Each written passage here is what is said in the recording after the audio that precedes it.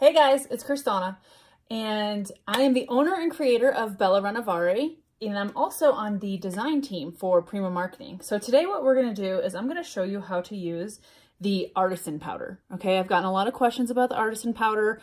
What is it? How do you use it? So a lot of this artisan powder, you can use it with mixed media, but you can also use it on furniture. I love to use it because it gives it kind of like a patina, it adds layers and it adds texture, and I just really like it. So I'm going to show you guys how to use it.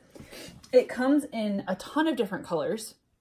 Today we're going to do the trying on patina. Okay, this piece that I have here actually has a patina paint on it, so I want to kind of accent this in little areas. So what you're going to need is, I have two different brushes right here. Okay, you're going to need some clear wax.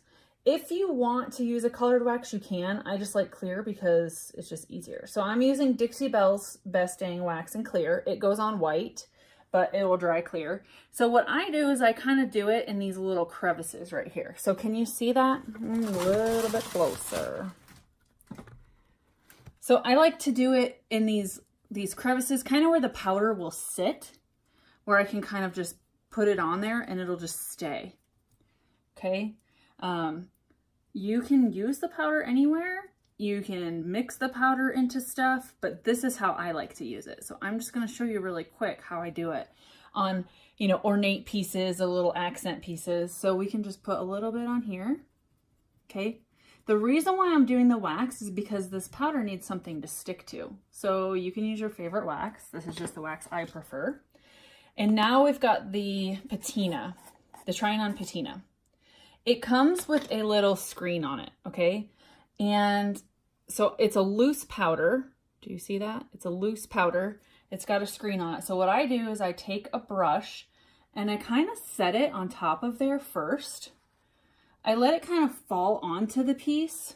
Do you see that? How I let it kind of I roll it up and I let it fall onto the area that I want it on first. Okay. And this will actually darken. So the color the powder is, it will darken once it sets.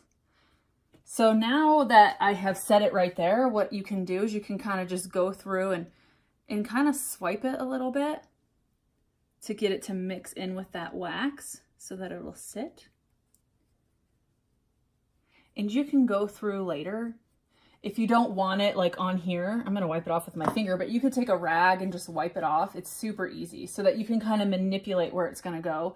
If you don't want it right here, you can take like a damp rag and wipe it off. But this is where it will be in these little sections. So let me go get a rag and we'll wipe it off, and then we can kind of look and see what it'll look like as a final product. Okay, so now I have a little rag and we're just going to wipe away this excess.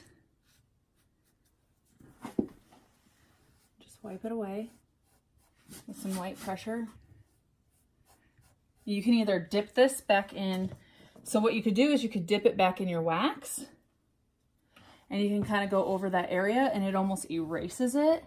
Or you can just do it with a little bit of water. It depends on, what paint you're using, things like this. I use Dixie Belle.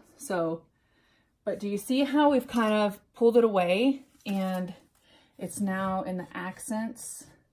And I'll actually get a little bit closer so you guys can see what I'm talking about.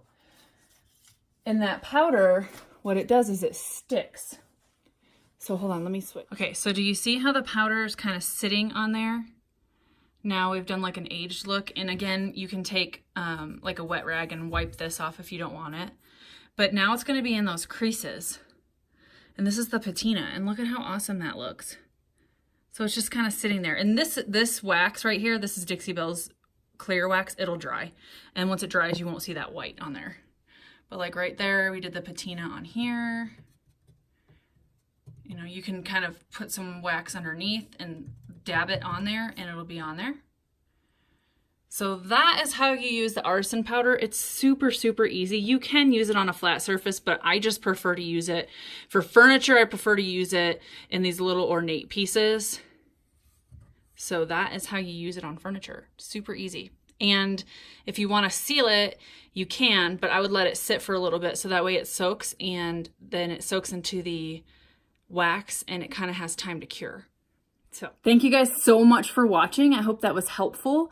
And again, it's the artisan powder that Prima Marketing makes. It's Frank Garcia's artisan powder. So it comes in a bunch of different colors and it's super awesome and it can just add so much character to your piece. So thank you guys so much for watching and hit subscribe, and that's it.